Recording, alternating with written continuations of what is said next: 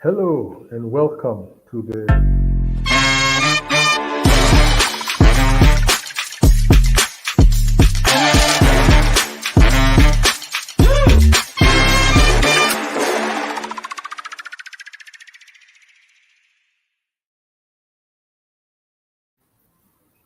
welcome to the Aurum podcast, where we discuss all things related to building winning teams. I'm your host. My name is Tori Kuri, and I'm so glad that you could join with us today. Now, this month of May, as I promised last week, we are beginning a fresh series. Yes, we are beginning a series that is very um, pertinent to issues regarding the workplace. And this series that will begin in this month of May is called Fair Labor Practices. But before I continue, let me introduce the team here. With me, as I told you, my name is Anthony Kuri and I'm your host. And with me is the usual crew that we have. First and foremost is the MD Aurum Consultants, CHRP Zipporah Kuria. Welcome, Zippy. Thank you, Anthony. Good morning, our viewers. I'm glad to be here this morning and looking forward to this conversation. Good, thank you, Zippy. And our HR specialist, the one that we always, she's like a sounding board. Our very own, our very good friend, CHRP Martha Thuku. Welcome, Martha. Thank you, Tony, and good morning, everyone. Welcome to this podcast. Let's have an interactive discussion. Thank you very much. Thank you, thank you, thank you. Now, as we say, with this month of May, we are discussing issues regarding fair labor practices. And the basis of our discussing this is because the Aurum podcast is hosted by Aurum Consultants, a human resource and risk advisory consultancy. We provide HR and risk advisory, workplace risk advisory, and we are so glad that you could join with us. Now, regarding fair labor practices, as you know, we need to cultivate insights and understanding regarding ethical and compliant workplace practices. Now, in this first podcast of this series, we are discussing what constitutes labor practices. Just in brief, this is a very deep subject. In fact, the last Saturday of the year, the last Saturday, sorry, of the month, the last Saturday of May, we will on the, I presume that will be on the 27th of May, we will host a webinar where we will discuss at length the issues regarding, or we'll try to cover as many facets as possible regarding fair labor practices. So make sure you look out for that. They are aware now that will be interactive. We'll have a session where people can ask questions. They will be live. They can be able to see us.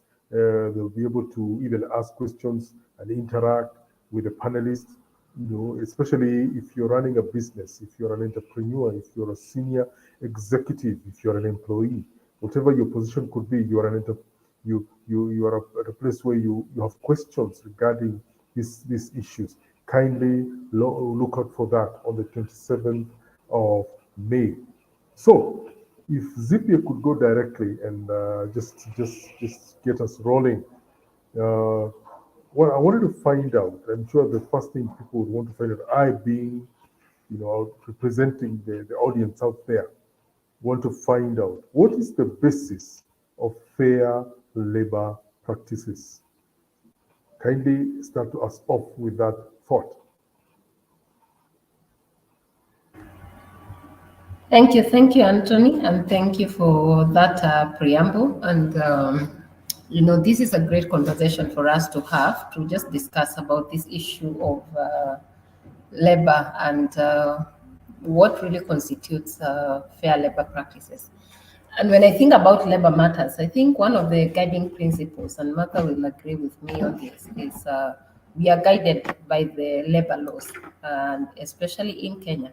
If you go to different countries, you will find they have their own labor laws. We have the East African labor laws. We have different bodies that will govern employment relationships. If you move to the international community, you will find there is International Labour Organization, ILO. And the reason some of these organizations are in place is to help us stay in check as employers and ensure that, the practices we are having at our workplaces are fair. You have to remember, as an employer, you always have an upper hand compared to the employee who is seeking employment with you. So this relationship is a relationship that needs to be cordial. It's a relationship that needs to work. And when you're looking at fair labor practices in Kenya, I wish to say, if you're in business, if you're running a business and you have employed someone, even if it's an M-Pesa shop, some of us run, small businesses, and we think we are not bound to follow the labor laws. Even if you're running that small business, the truth is you need to be aware that you are governed by the labor laws of Kenya. And these labor laws, you will find them in the different acts that are prescribed for us, like the Employment Act of 2007. We have had quite a number of amendments, and it's important for us to be appraised with that.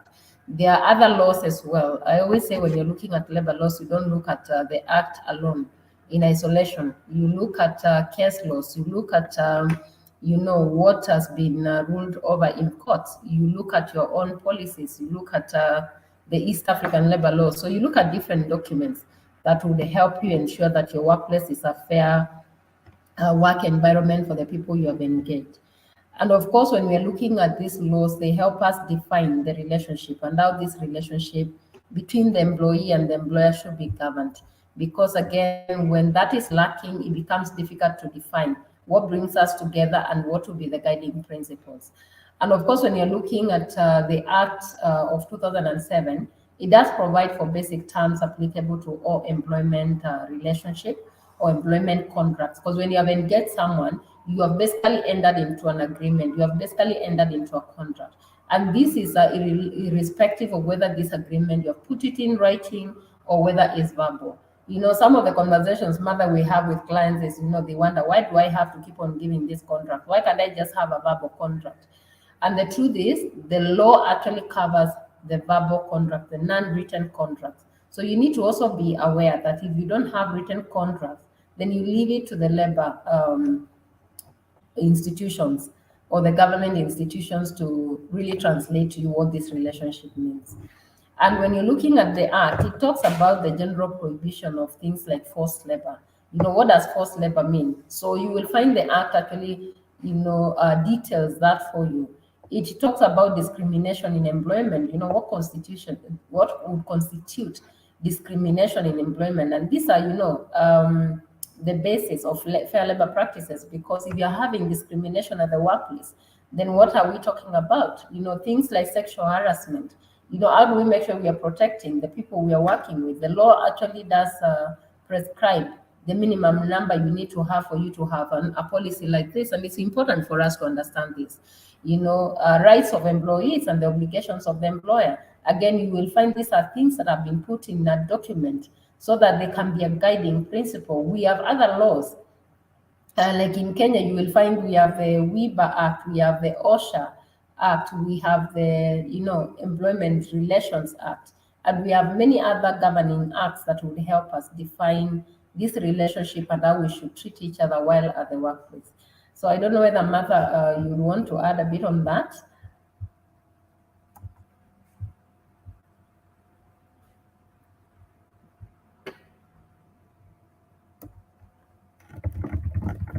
Sorry, my mic was muted. I don't know whether it's my end. Can you hear me now?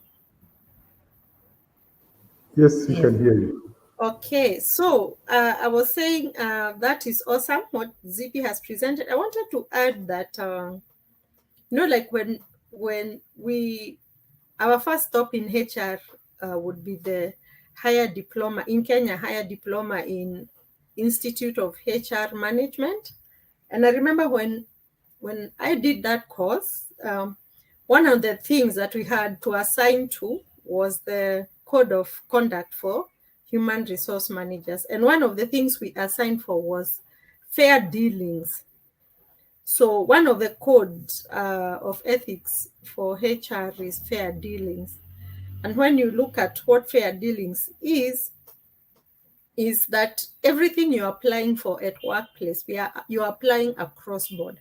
And that's why we have policies to help you base your labor practices on a policy rather than how you feel about someone or whether the other person is a relative.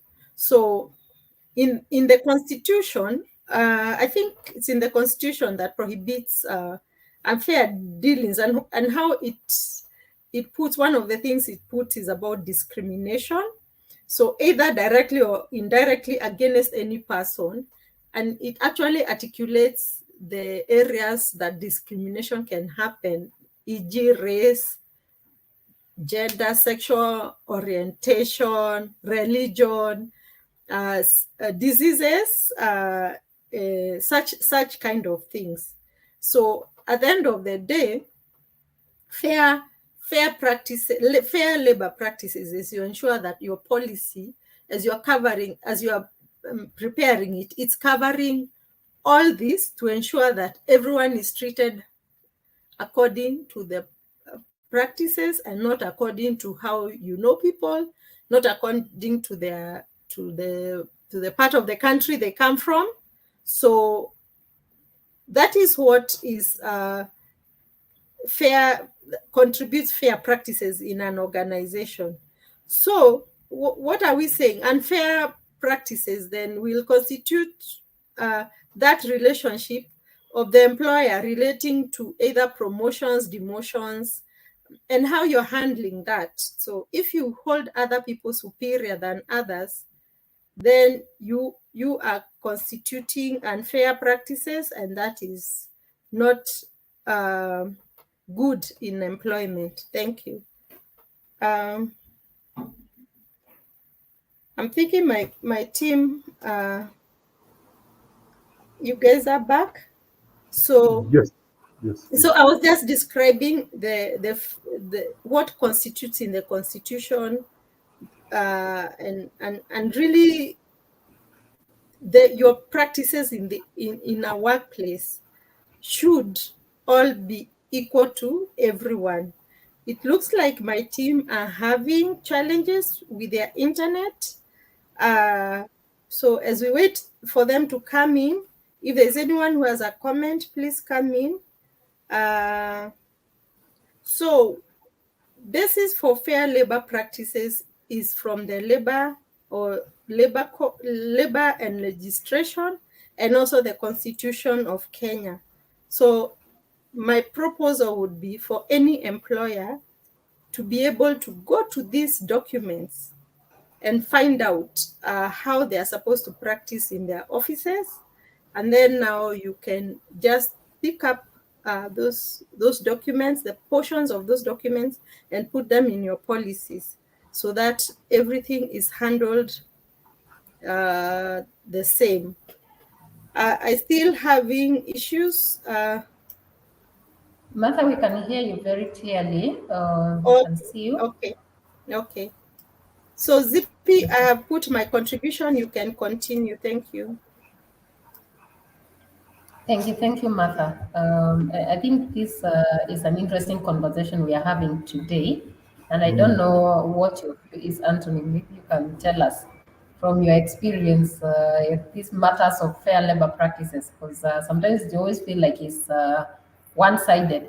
I think one of the things I need to say here, without fear of contradicting myself, is that it's important to know these fair labor practices. Sometimes we project them as though that it only affects the employees, where unfairness comes.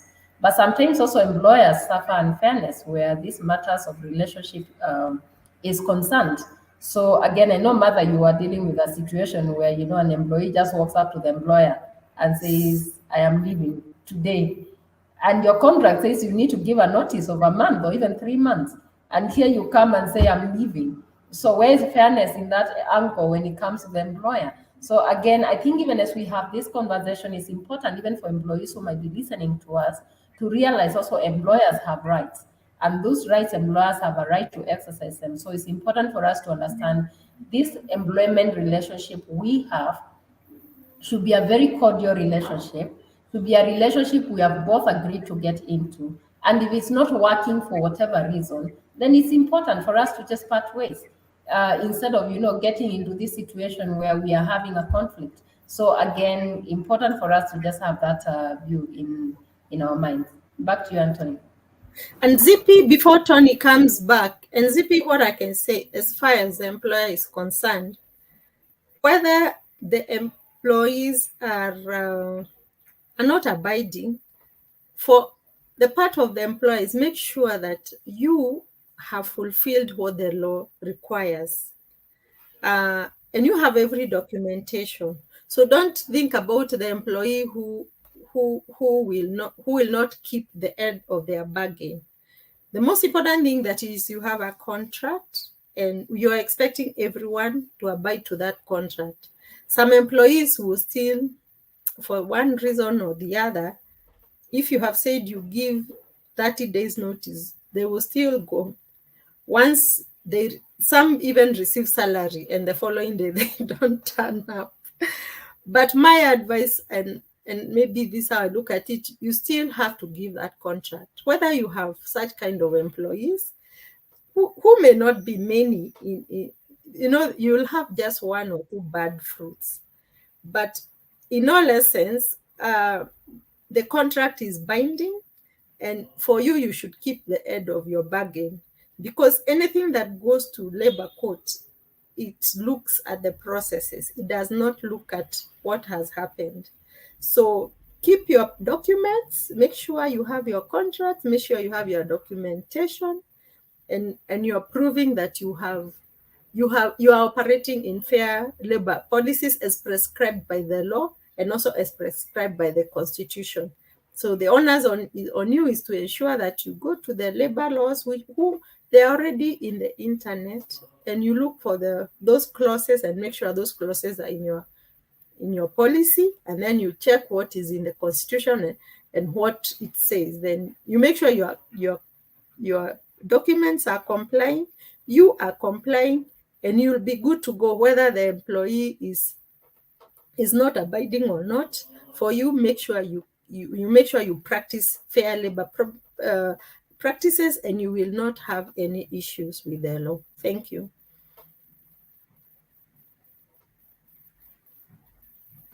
Okay. Thank you, Mother. I had muted a bit because of background noise. Indeed, as you experts have already put it across, these issues of labor practice are the practices that affect employee hiring and promotion, remuneration, disciplinary actions, things to do with termination, HR development, OSH, occupational safety and health, working conditions. All that constitutes labor practices and what we would call fair labor practices. And to your audience, our viewers and listeners, as we continue, if you have any questions, you have a comment, you're thinking, okay, you guys have defined it in a certain way. Zippy, you have said something there that probably you're an employer and you're thinking, Zippy has said something there that is very pertinent. Do I have rights? I keep hearing our clients telling us that, especially entrepreneurs and business owners. Why do we not have rights? Of course, we do have rights.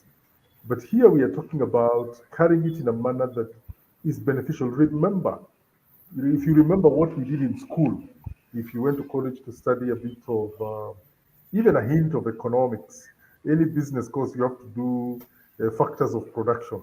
And they say it's land, labor, capital, and the entrepreneur himself, the person who organizes all these factors of production. So you, as the business owner, you as the entrepreneur, you are the one who organizes all this, and labor is part of the factor of production. And therefore, you cannot be. While it's important to know what you're supposed to do, remember you're organizing for the end benefit, being what you as the entrepreneur are envisaging to get: a profit and business growth. So fair labor practices involve you, as Martha has said, you doing your part. Now, we have discussed, we have begun the basis of fair labor practices. So Zippy, now I'll come this, and I'm sure a lot of people probably who are listening are asking us, what constitutes fair labor practices? Is to say this and that, this and that. So what constitutes fair so that we can know what is unfair? Zippy, kindly help us briefly to understand that. Mother help, how do you explain the word fair without using the word fair? But just to respond to you, Anthony, what constitutes fair labor practices? I think when you go to the Employment Act, I think it's chapter 41, it talks about the different aspects that would constitute fairness where labor matters are concerned. And it talks about the employee, the worker, talks about the worker and the rights the worker has. And one of the rights they talk about is the right to fair remuneration. So when you're talking about fair remuneration, how do you determine fairness? And I think there's quite a number of factors you need to consider. You need to consider the kind of a job that person is supposed to be doing. You need to consider minimum wage, assuming probably that that person is at the low cadre of the employment in your organization. You need to consider things like qualifications, other employees who are working within an organization. You need to ensure there is no feeling of unfairness. And this is where you will find, as an HR, then you need to be strategic and you need to think through this. You probably need to put in place job groups. You need to put in place a salary structure and a policy, that governs remuneration. We've seen situations where an employer is remunerating employees, and because there is no documentation that would guide, it's actually dependent on how that employee pleads their case, or is dependent on how the boss feels about this employee. Maybe it's a friend or a relative or a friend of a friend. And I think it's important for us to ensure when where this area is concerned, there's fairness and how we are remunerating people. There's no feeling of some people get remunerated better than others, and the law actually provides for that. The other thing it talks about, and again, when you look at the OSHA Act, you will find it's extensively covered. But the Employment Act, again, the same chapter, it talks about reasonable working conditions. And what does this entail? It needs to be a place where, at least it's clean. There's space for people to sit. People are not working, they're supposed to be working on a computer, but they're working standing. It needs to be a place where, the ergonomics are well taken care of. There is, the quality of air, noise. All these are things that, should be considered. What kind of an environment do we have as a workplace? Again, that the labor laws talk about that. The other thing, it talks about that constitutes a fair labor practice is where you find an employee wants to probably participate or join a trade union or any association of that like. Sometimes as employers, we are not very open to some of these things, but the law again protects employee and it says it's their right. When you look at the Constitution allows for a right of association. So what does that mean? Of course, you need to make sure you have policy guidelines that will help people, live within boundaries. But you cannot tell someone you can't join this association because you're an employee of this organization, because the law provides for that. There are many other areas of, fairness when it comes to matters labor. How you handle employee relation matters, How are we handling things like, for example, disciplinary cases, Is there one person who has done a gross misconduct, we fire them in the morning, another one does the same mistake and they get away with it? Is there fairness in the way we are practicing this? When you're looking at the same, again, you also look at employers' rights, and one of the rights is a right of association. Again, employers have a right to join employers' organizations like FKE. While employees have a right to join the trade union, employers have a right to join FKE, which I'm not so sure whether it's a trade union for employers, but of course it's a body that also supports employers in that nature. They also have an opportunity to participate in activities or programs, of the employer organization. So assuming FKE is doing several, trainings or programs that would help them, become better employers, then again they have a right to participate in some of these activities. So I think when we are talking about fair labor practices, I think one of the things that comes to my mind is what would be the best practice when it comes to handling people, when it comes to managing people. You have brought people to the organization, even before we go to the labor, because I think the labor laws probably were introduced and probably many years when we were not even here in this world, because there was a feeling of serious unfairness and people being pushed to the corner. I remember when, we were just thinking about getting into this profession, we were looking backwards and we were seeing people used to have what they used to call the personnel manager, and it used to be personnel management where it used to be, uh, dictatorship, serious dictatorship is higher fire, we used to use these methods of leadership, mbwa, management by walking around, and it used to be bad, it really used to be bad because HR is now that it's starting to get that, glimpse of, what the workplace should be like. Is this time now they're starting, to come out like a partner to businesses. But for the longest, they've been seen like, the enemy to the employees. So it's very important for us when you're looking at fair labor practices to also look at what are the best practices. How would I want to be treated? If I was on the receiving end of this employee, is this the same way I would expect to be treated? So again, just have that at the back of your mind, even as you're dealing with people, because people are not a means to an end. They are not robots. They are not, objects. There are people who have been entrusted to you, and you've been given these people to be able to mentor and to be able to help them grow even as they serve your customers. So again, just going back to, what is fairness really? Should the labor laws be the only guide for us to bring fairness at the workplace? And I think that's a question every employer should be able to answer. Sometimes we feel we are giving a lot, and it can't feel like that. With all fairness, it can't feel like as an employer, I'm always giving, and these people are not appreciating. But again, ask yourself, are you giving your best? Are you being fair in every dealing you're having with your people? Because like we always say, you are a steward in whatever business you're running, and you shall be answerable to God with what you did with that business and the people God entrusted you to.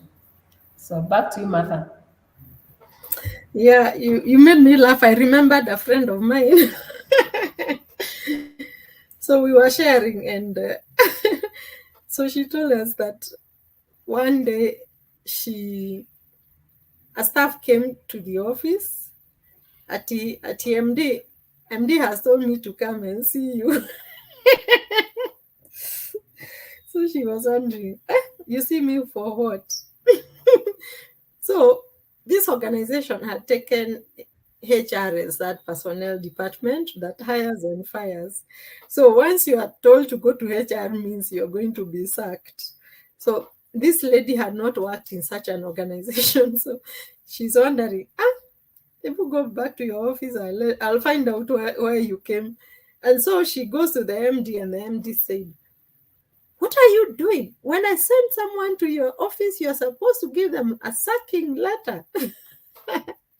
It was so funny that used to happen. And that could be many years, because in all my HR practice, I've not come across that. So that is really unfair. And I think we have evolved from that. And we are treating people as people. So back to our question, with the meaning of fair labor practices, and what we discussed before is any minimum that has been prescribed in the law and in the Constitution, and those are the things that you need to pick from the law and the Constitution and put them in your human resource manual.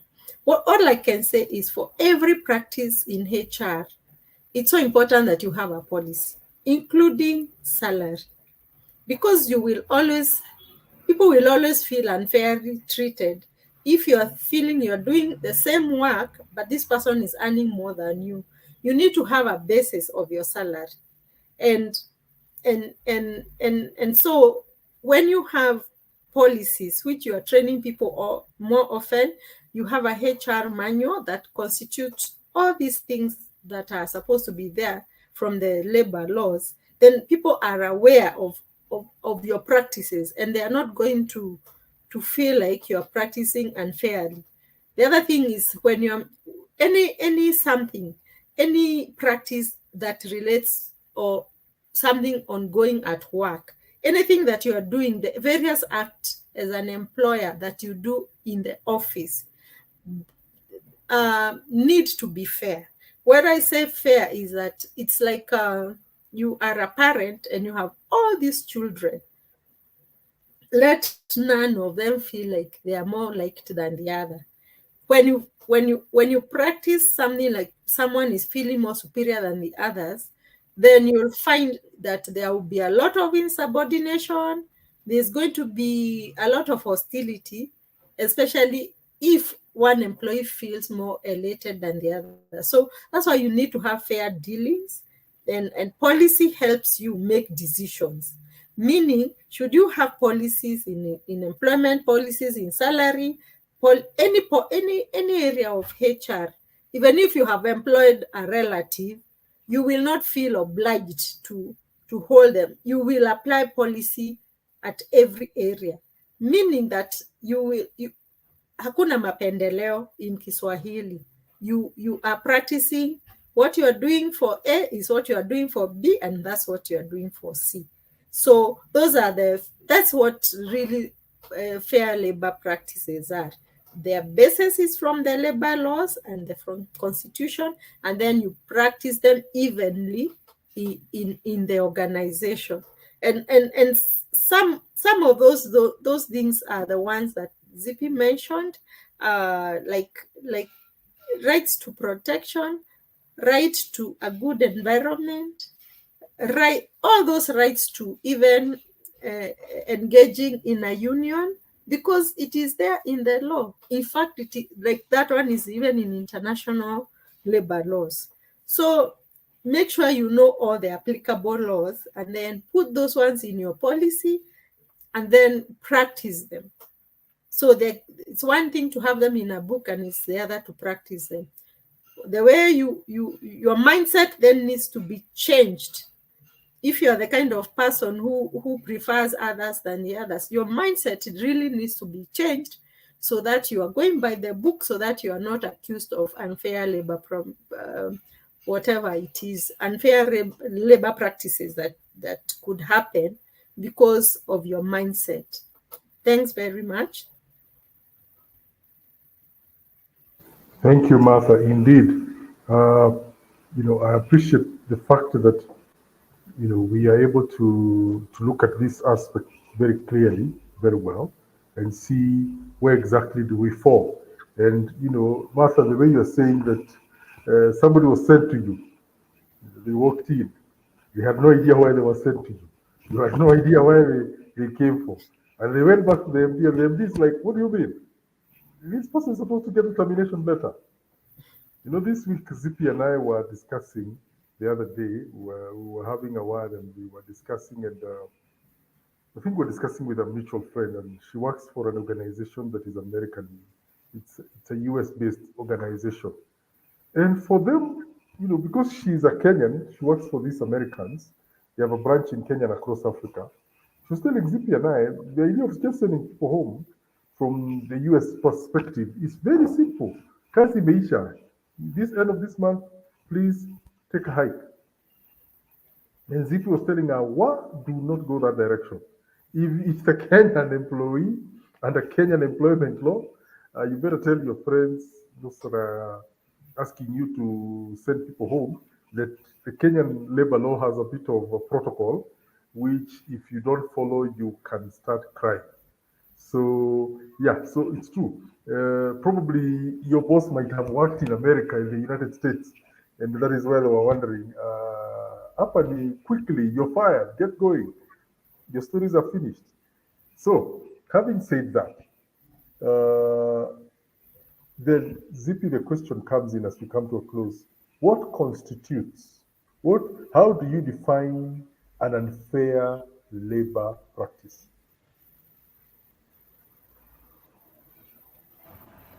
Thank you, Anthony. Now I'm just listening to what you're saying, And I realized that so many times, I hear that comment, we are firing now, and you're not even wanting to give people the benefit out. You're not thinking through it. You're not thinking through the consequences of what you're just about to do.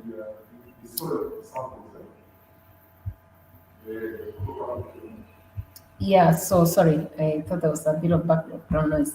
So sometimes it's important to just think through what you're about to do and the effects it has. Remember, I've said before we even talk about fair labor practices, let's think about what is the best practice.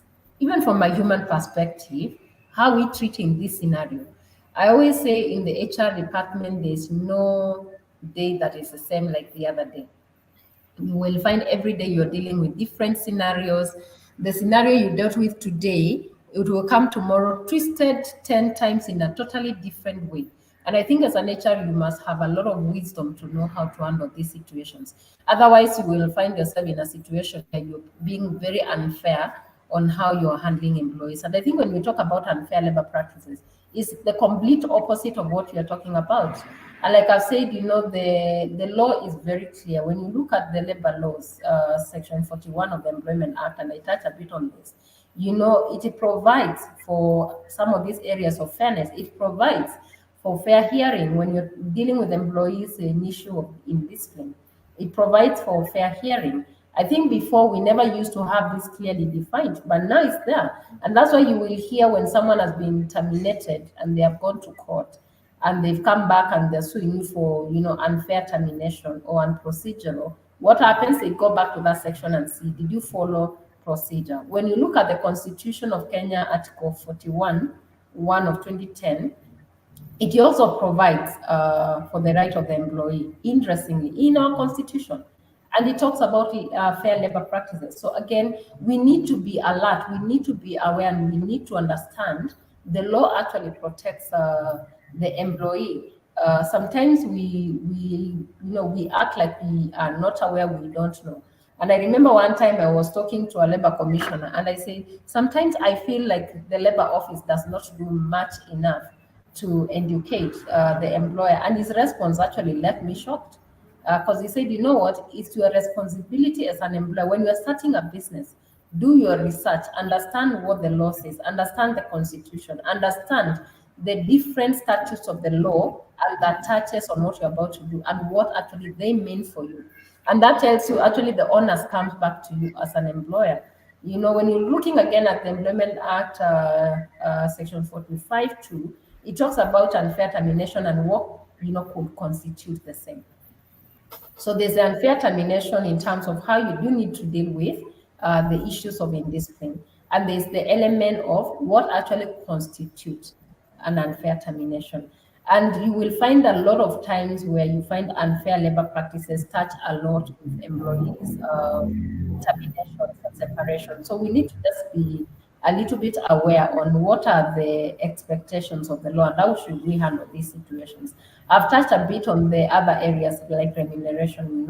When you are paying people differently for the same kind of work they are doing, and I've had those kind of organizations, and I'm sure both of you have this experience where you're doing the same job with someone else, but they earn 3 times your salary. Probably this person, you have even taught them the job, and you're left wondering, why is it that they're earning way more than I am? And that is an unfair labor practice because it's in the open, it's not, no one is lying about it, but it's right there for you to see. And what happens as an employer, I end up feeling aggrieved. So again, there's a lot of areas that we might find ourselves being unfair. But I think the biggest of all is really where you're dealing with employees and you're having to exit employees. How fair are you in that process? I have a friend who said, sometimes you can also work in a way that you allow an employee to fire themselves, to sack themselves. And there are many ways you can actually do that. Sometimes, of course, there's a need depending on the gravity of the issue where you have to end up in a way of terminating. But there are other ways, actually. Sometimes you allow someone to put themselves in a box. You have forgiven them so many times, and they keep on doing the same mistakes, and they put themselves in a situation where they are having to say, what, I think I'm actually the one who's on the wrong here. So again, to just understand some of these dynamics, I think is critical for you as an employer. Back to you, Martha. Yeah, Zipi, yeah. So that's really true. So in short, what Zippy is saying is that for unfair labor practices, it relates to things or the acts in your organization that you're doing that violate the right of protection of employees. As far as the labor laws are concerned and the Constitution. So what we said is that you need to familiarize yourself with what the law says, because then everything starts and ends there. And then now you build on that and ensure that there is a policy. The most important thing is that where you feel like you'll be inadequate, or some of the CEO feel HR things are tiresome and they don't want to learn. It's good to engage a HR consultant like Oram. We'll be able to help you with this and interpret the laws for you. You can also even get a labor lawyer who you can be consulting here and there, and maybe even get yourself registered with Federation of Kenya Employers. So the most important thing is that you are ensuring that any practices you're doing, they are really not unfair as far as the law and Constitution is concerned. For the employer, the documentation is very important. Whether there are labor issues or not, make sure you have that documentation of everything that you do. And overall speaking, you need to have policies in every area. You need to have a policy in recruitment that you follow to the book. You need to have a policy in remuneration, a policy in performance management, a policy even in employee welfare. So don't expect that we know. Even a policy in orientation. When you engage someone, don't think that you have engaged them, they know the job, you put them in the field, they start working. There needs to be a policy of how you induct them into the organization so that they can gel in properly. So the employee seems like the lesser person here, and so that's why the labor court will talk for the employee, because you are superior as an employer. So make sure that what you are practicing will not one day end you up in court, because the problem with Kenyans currently, they are very, very informed of their rights. Initially, it was not there, but currently, even house helps, they are very informed of their rights. And should you do some of these things, they are likely to have you be put to account. And when you are there being put into account, please ensure that you have your own backup. You have been dealing fairly, because these are human beings. So even as we talk about the law, you also need to practice things that when you go home and sleep, your conscience is very clear. Unless you have killed your conscience that you can do things just like that and then you can still go sleep. You need to practice in a way that when you go to bed, that thing is not disturbing you. So at the end of the day, it is your conscience, it's your relationship with your maker, and this is the maker you pray to increase your organization. So you also need to give him a basis of why he should increase your organization, why your organization should not fall. So consider all those things, and then the human part also consider it, and make sure that your unfair labor practices change to fair labor practices, and you'll find your organization thriving. Thank you very much. Back to Tony. Wow. Today we are hearing stuff, guys. We are hearing wonderful, beautiful things. In fact, can you imagine, ladies? 3/4 of an hour has passed, and we have barely scratched the surface. Indeed, as Martha said, this is a conversation that can only get deeper, better, more interesting. As Martha said, and even Zippy has said, some of these things Beyond just knowing and downloading and putting them on a piece of paper, it's very important for you as an employer to also seek external help, whether it is through FKE, Federation of Kenya Employers, and such like organizations. Also get in touch with specialists like Aurum consultants, where we can be able to help you specifically to get yourself not just avoid issues, but get the very best for your employees in terms of productivity and output. And that begins with carrying out optimum labor practices. As I said, we will having this conversation this month. We'll keep talking regarding labor practices, what constitutes fair practices, what constitutes unfair practices, consequences for doing the wrong thing, having the wrong, unfair labor practice. What are the consequences that could hit you? These are conversations we'll be having this month as we talk about labor practice, and it will be very practical. We'll try and bring, entrepreneurs who will speak from their perspective what happens when the practice is easy. Here you're hearing the experts talk. So what does it mean when an entrepreneur comes here and says, "Okay, you guys are talking a lot of theory," like Martha's former boss, who sent somebody to be fired, chap chap. We will bring somebody who will hope to bring individuals who will tell us they attempted that and what happened. Having said that, we've come to the end of our podcast. As you can see, we have our contacts at the bottom of your screen, whether telephone, whether social media connections, email, our website, our telephone, our LinkedIn, YouTube, and Facebook connections. If you have questions, if you have comments, if you have insights, if you have objections, bring them in. We would love to handle them, whether live or even when we are not live. When we see questions that come after we are finished, we always attempt to bring them up in the following podcast or even on our social media handles. Having said that, Martha, thank you very much. Zippy, thank you for the insight that you've brought. To you, our viewer and listener, thank you for taking your time this Saturday morning to come. Next week, we'll continue with this conversation regarding fair labor practices. We'll try and look at what is the other end of the spectrum when it comes to unfair practices. What are they, and what are the consequences of indulging in such? Having said that, thank you for your time. And even to our technical team behind the scenes, thank you for keeping us on air. Have a great weekend and God bless you. Thank you.